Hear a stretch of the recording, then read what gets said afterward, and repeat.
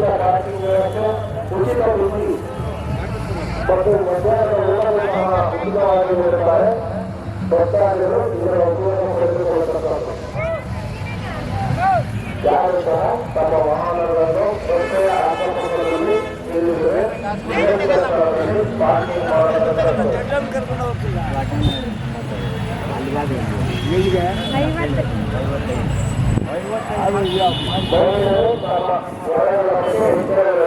ನಮಗೆ ಕಾಸು ಬರಂಗ್ ಮಾಡಿ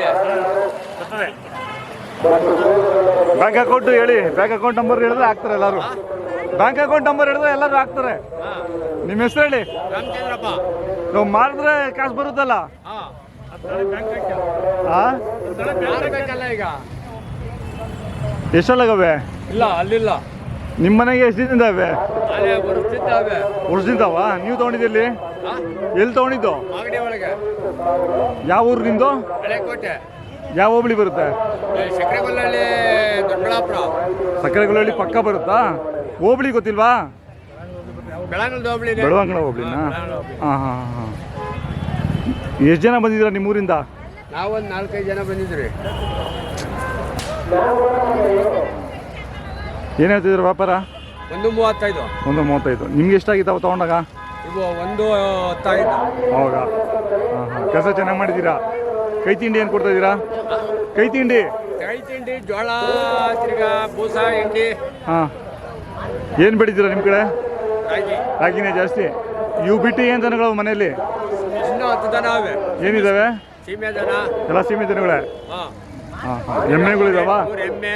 ಎಮ್ಮೆ ಇದ್ದಾವೆ. ಹಾಂ ಹಾಂ ಹಾಂ. ಕರುಗಳು. ಹಾಂ ಹಾಂ. ಯಾವಾಗೂ ಒಂದು ಜೊತೆ ಇರಲೇಬೇಕಾ? ಕೆಲ್ಸಕ್ಕೆ ಬೇಕೇ ಬೇಕು.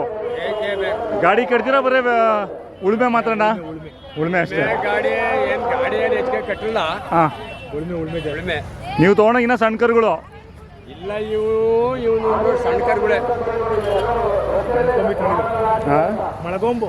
ಹಾಂ.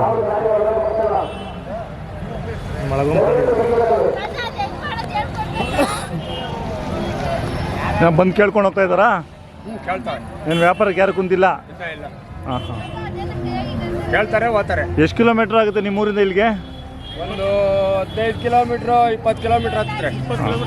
20 ಆಗ್ತದೆ.